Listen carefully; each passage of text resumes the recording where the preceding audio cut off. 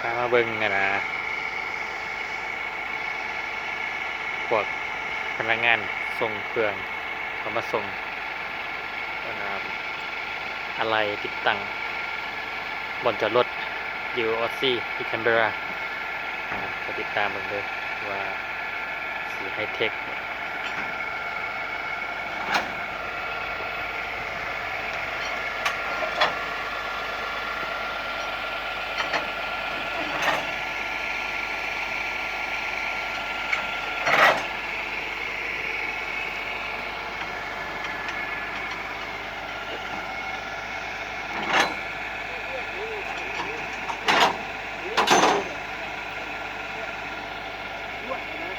ตอกฝรั่งอยู่แล้วหนักแล้วตอกฝรั่งนั้นเอาลวดมามัดที่นะมันนี่นะตัวไหนตัวข้าวเหรอเอาเป็นเดือนเพื่อเลยนี่เป็นตัวนี้นะตัวนั้นนี่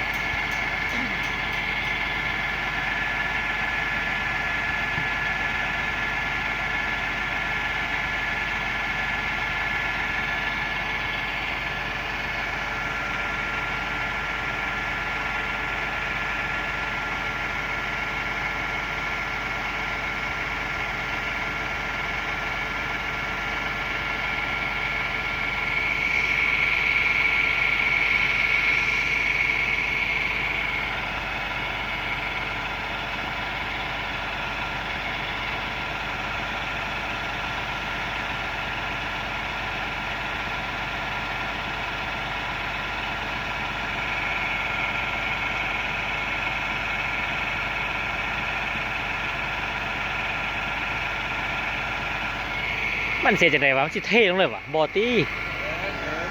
โอ้มันสิตูดออกมาเนาะอันเดอันนั้นเฮาหามันตูดออกมาหน่อยนึง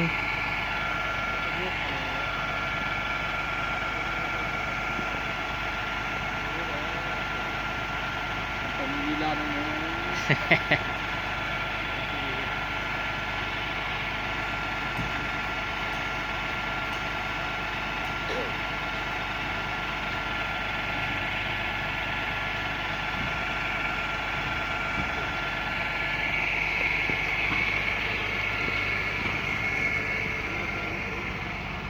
โอ้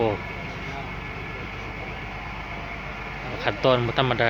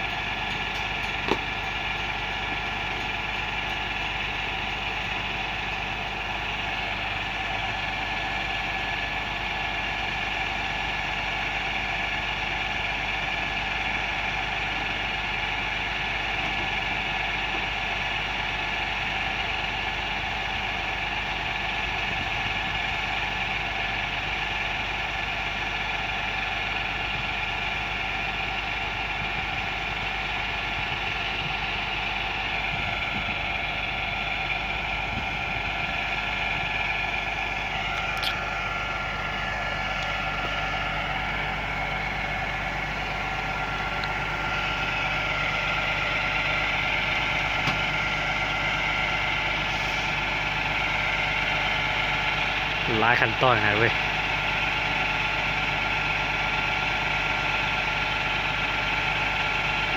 เอ่อจริงๆบ้านนี่ก็แปลกได้อยู่ออสซี่นี่แบบคือกะลารถอันนี้มันเป็นกะลารถเนาะเขาต้องไปซื้ออะไรแบบเป็นเซ็ตที่ว่าเขาเจ้าออกแบบให้เฮา สำเร็จรูปเออตามกฎหมายของออสเตรเลียระบุไว้แต่ว่าเฮาอยากปรับแปลงหรือว่าอยากอัปเดตแบบเกินที่เขาเจ้าวางมาตรฐานไว้สิครับก็ต้องได้อันน่ะเฮ็ดใบเสนอหารัฐบาลเขาเจ้าภาคส่วนเกี่ยวข้องของรัฐบาลเขาอีกทีหนึงเป็นขั้นตอนซับซ้อนนั้นที่ว่ากะลารถก็บ่ใหญ่เนาะกะลารถก็รถ2-3คันจอดได้แต่ว่าขั้นตอนนั้นซ้ำหายกว่าปลุกเพื่อน3-4สัตว์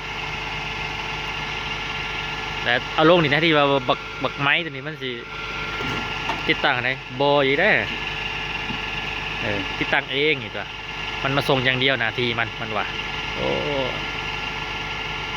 ทำใจนะอยู่บ้านเพื่อนต้องปฏิบัติตามบ้านเพื่อนอย่างเดียว กำลังเบิ่งวิธีมันเฮ็ดอยู่ว่ามันสิใส่แท็กติกอันใดเพื่อเอาไปหมุนใส่ท่านใครเขามาเบิ่งแหละสนใจหรือว่าได้ไอเดียดีๆในการที่ว่าไปประกอบเวียกที่เกี่ยวของแบบนี้นะแบบแต่อาจจะเป็นการดีนะโดยเทียบเวียกกับตัวนี้ได้มันขึ้นรถแล้วมันขึ้นรถนี่เลย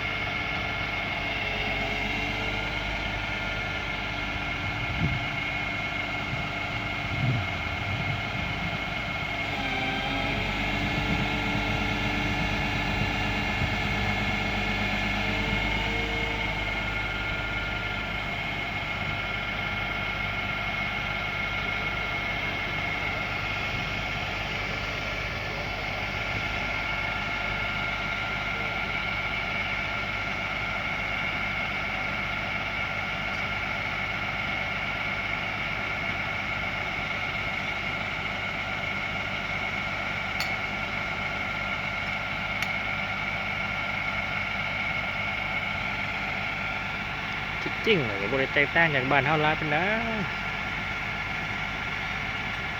ยกมาว่างซื้อโอ้ย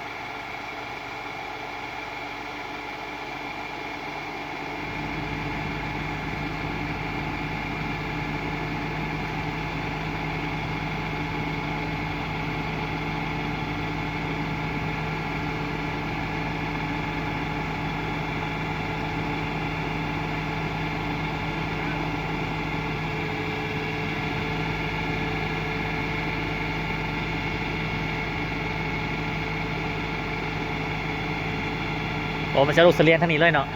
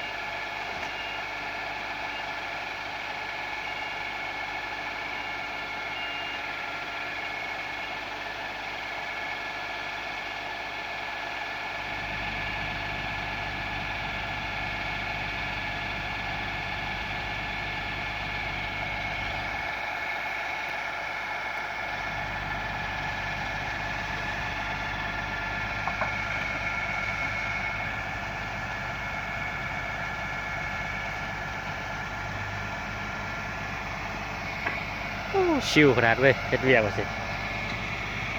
เฮ็ดเวียกของนักแต่ว่าเฮ็ดชิวๆขนาด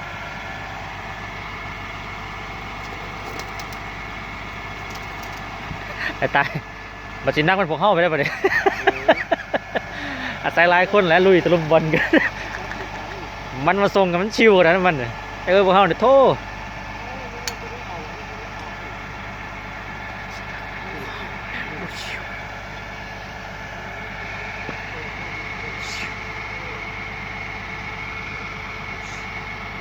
โอ้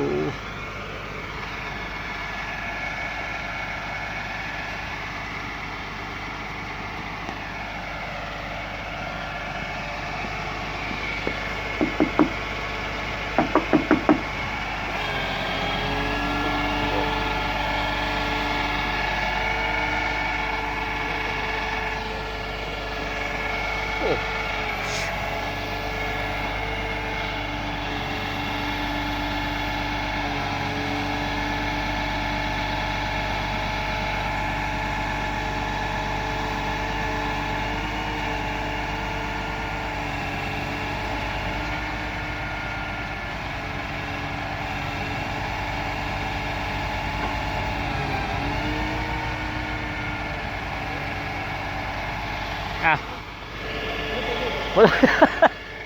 โอ้สงสัยของผู้อื่นต่ออีกเหรอเนาะ เขาจะเข่าคนได้นี่เนาะ อ่า 3 4 12 12ปีนปีแล้ว โอ้หากินง่ายเลยเว้ย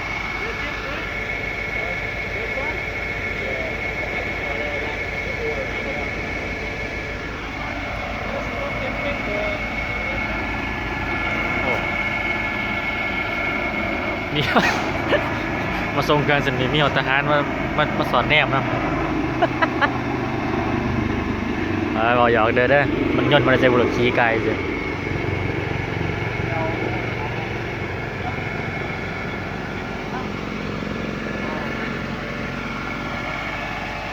ตอนนี้เครื่องโอ้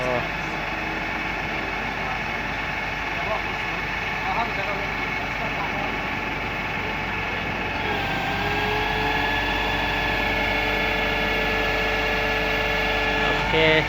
แล้วง่ายๆน่ากินง่ายๆโอเคจบคลิปโอเคthank you สำหรับเข้ามาเบิ่งเด้อพอกันใหม่คลิปต่อไปบาย